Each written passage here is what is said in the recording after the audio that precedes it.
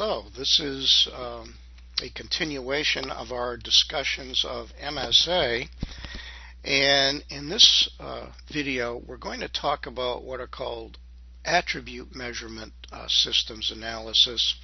Basically, an attribute measurement system is one in which the measured response is not, well, obviously not continuous, but it's typically nominal. That is, it's a category.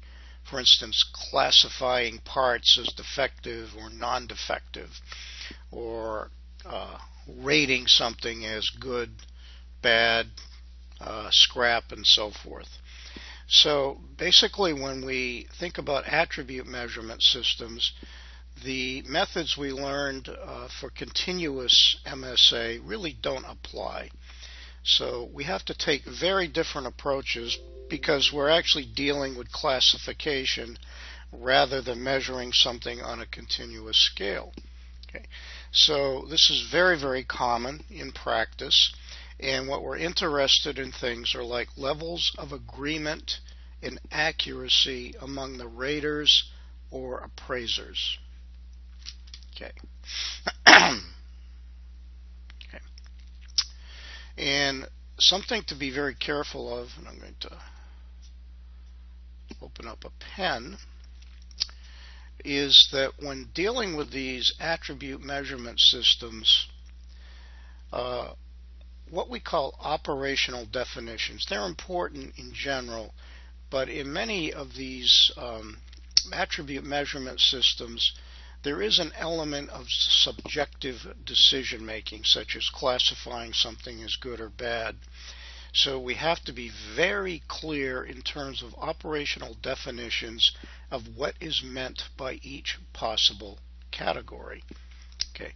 And the subjectivity is an issue, and we really have to be very careful not to make it worse by not having clear definitions. Okay.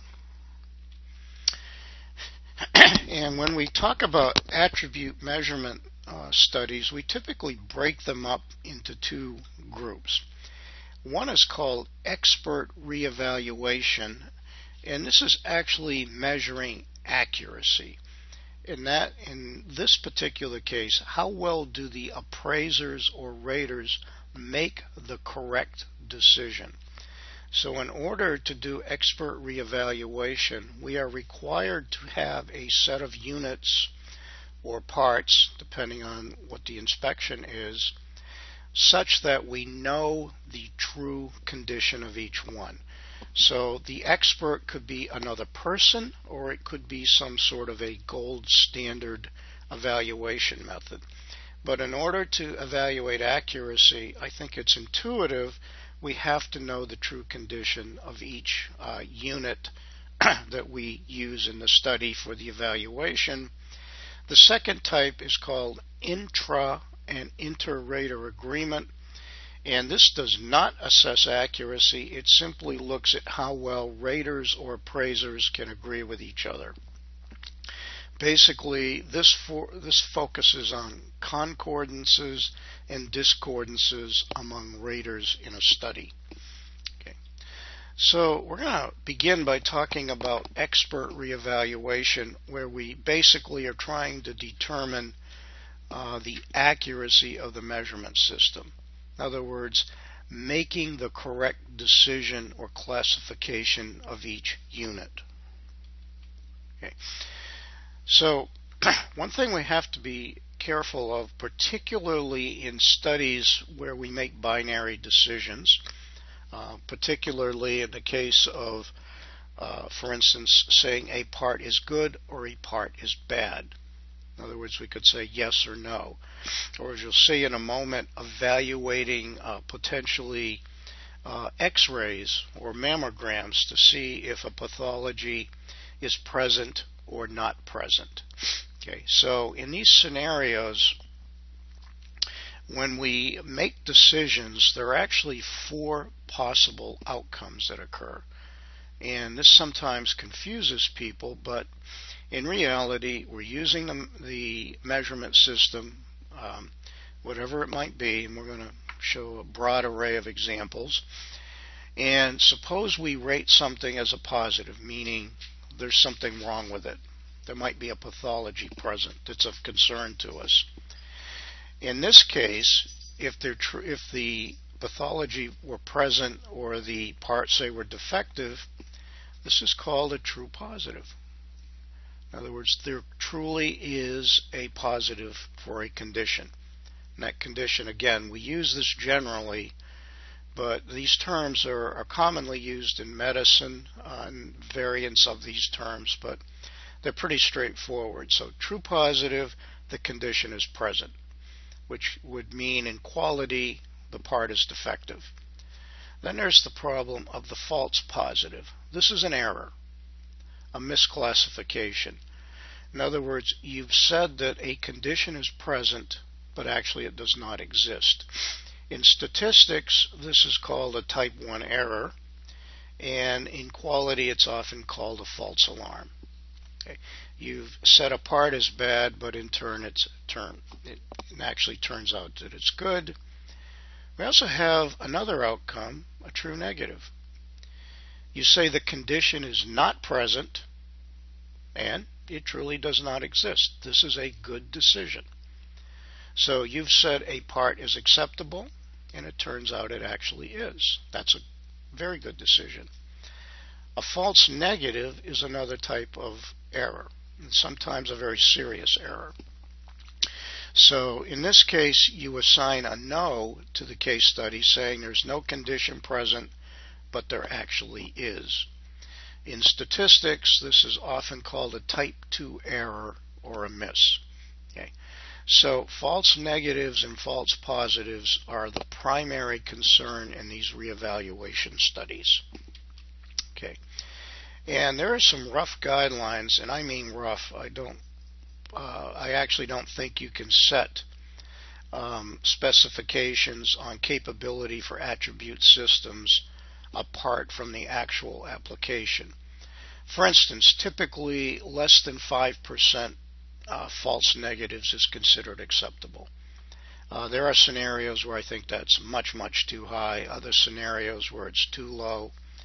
No more than 10% false positives and no more than 90% or more than 90% correct decisions. Okay. And I would say, for instance, in medical diagnostics, I don't think this is actually very useful at all. But in general, for quality, these are values that are used. I personally don't follow them very closely. As I said, I think it's very, very much application specific as to how much you can tolerate in terms of errors.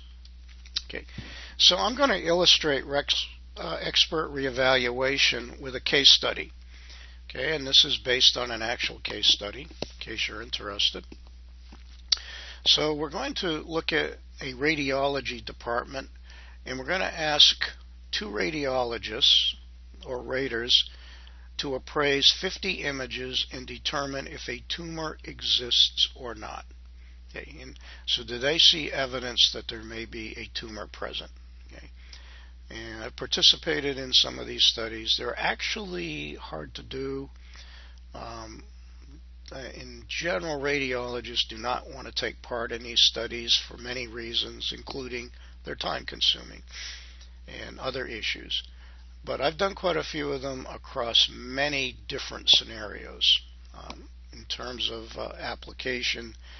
And generally what we find is the error rates are much higher than anybody actually appreciates. So be careful with these attribute measurement systems in that you should not just assume they're capable. So 2 radiologists have looked at 50 images. Some of the images are known to have a tumor present. Okay, in other words, there is in this case, we'll say there's a malignant pathology present, and some of them do not.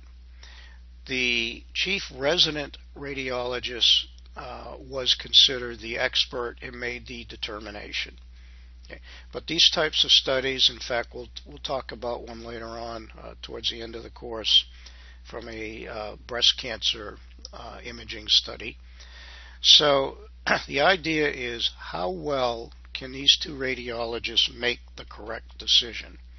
So I'm going to talk you through the analysis, and I'm going to do it by going over to JUMP. And I'm going to discard my changes. So let's take a look at JUMP, and we'll look at the data set radiology agreement. So we have 2 raters, a referee, and 50 images. And by the way, 50 images is pretty small for this type of study. So once again, we'll go to Analyze, Quality and Process, and we'll select the option Variability/Attribute Gauge Chart. Okay. The grouping is done by case. So you need a case number for each of the objects in the study. Okay, if I can grab them, the raters are the response columns, and then the standard is actually a column containing the correct answers. In this case, it's the referee. So click OK.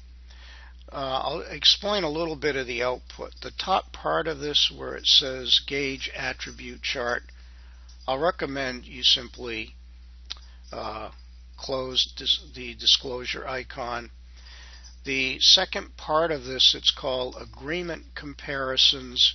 We'll talk about this in a little bit. We're not going to talk about this right now. And the real key to this study that I want to focus on is where it says Effectiveness Report. This is where we're doing the actual effectiveness analysis. Okay, now, something you need to be aware of. JUMP doesn't necessarily know what you consider to be a positive or a negative in terms of condition. So, where it says Conformance Report, okay, click on that, and it says Change Conforming Category. Okay, so now, if it's non-conforming, that's a yes. That's the correct decision. Okay. So the agreement counts. It's a little confusing how it's written, but this is a measure of the total correct analyses. So for Rater 1, again, they viewed 50 images. 22 of them were correct. In other words, they've got 22 of the images. They either said it was not, there was no tumor present, or there was a tumor present, and they got it correct. And that therefore there are 28 images where they got it wrong. Okay, Rater 2 got 30 out of 50 correct, okay, which means there were 20 out of 50 that were incorrect. And then the columns incorrect, no, and incorrect, yes, tell you what kind of mistakes they made. And just very quickly, let me just go to the distribution platform as an aside, and I'm going to put the 3 Rater 1, Rater 2, and referee in. This is in distribution. Just quickly look at the distributions. So notice from the referee, 60% of the images are clean. There is no pathology present. 40% there is something present that's being identified as a tumor. So you can see that Rater 1 and Rater 2 don't agree with the expert. In fact, they may not agree with each other. We'll talk about that later. So that appears there may be an accuracy issue. So 60-40 is the correct breakdown. And that's usually a good idea right from the beginning, is to check the breakdown, overall breakdown of the different categories, and when you're doing these expert reevaluation studies. Okay, so we take a look at the misclassifications overall. This is a problem. Okay, there were 27 false positives. That is, the correct condition is no. Overall, the radiologist considered in 27 instances there was something present. But more concerning, and I'm quite serious here, there are 21 false negatives. In other words, there was something present, but overall the radiologist said there was not. Okay. So we can see there's quite a few false positives and false negatives, and then finally in the conformance report it gives you the breakdown. Rater 1, okay, false alarms or false positives. So of the cases that are negative, okay, careful with the terminology, cases that are negative, okay, 40% of them were considered a positive, false positive. Here's the big problem. Of the cases that were truly positive, okay, 80% were considered negative. So this person is missing 80% of the cases where the condition is actually present. Rater 2, 30% of the negative cases are considered positive, so 30% false positives. And of the positive cases, 55% were treated as negative. In general, this would be considered completely unacceptable. Okay. Unfortunately, there are instances where in some medical diagnostics, in fact in many diagnostics, not just medicine, the error rates are much higher than people would want to believe, but these types of comprehensive studies are not necessarily being done.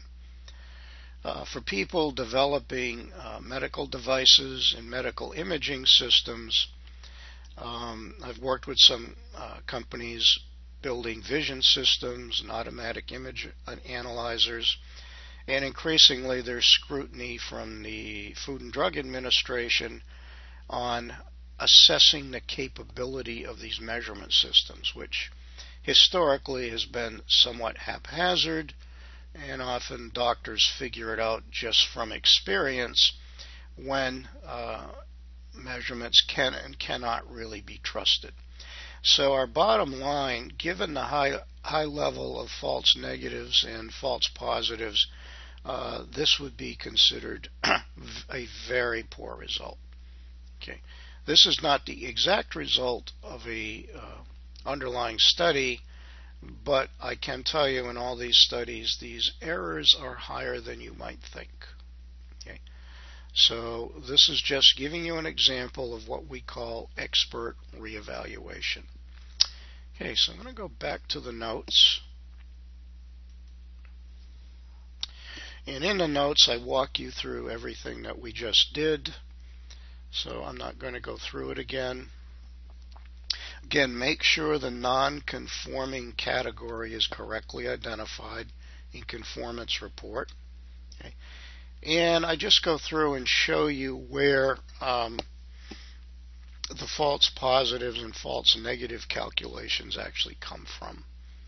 So if you want to see the calculations from the information provided, it's just shown to you on, where are we? Slide 13. Okay. So you're wondering where the 40%, 80%, how is that calculated? It's pretty straightforward. Okay. So in this particular case, Rater 1, of the negative cases, 12 were rated as positive, so 40% false positive. And of the 20 negative cases, okay, 16 were missed. 16 were incorrect, or 80%. Okay. So overall, the false negative rates, in fact, are very concerning. So in medical diagnostics, typically the false negatives are the bigger issue. Okay. False positives, there's typically some follow-up to determine their false positives. False negatives, there may be no follow-up. So in things like cancer screening, these false negative issues are very important, and regrettably they sometimes happen in practice, for various reasons. And you can find endless studies of them where something was missed for whatever reason, and the end result was not good for a person who thought they were free of some disease, and it turns out they were not. Okay. So be aware of this issue, and these reevaluation studies, they have different names. In quality, they often call them expert reevaluations, are very important. And again, the key is to look at the false positives and false negatives. By the way, in a quality system where you might be inspecting parts, you might be less concerned about false negatives than false positives. As I said, it really depends upon the application. For instance, in random drug testing, okay, you might be perfectly fine with allowing a higher false negative rate in order to make sure that the false positive rate is not too high. So what's considered acceptable, as I said, really depends upon the scenario. Okay, I'm going to stop here, and in the second part of this discussion, we're going to talk about agreement studies, intra-rater and inter-rater agreement.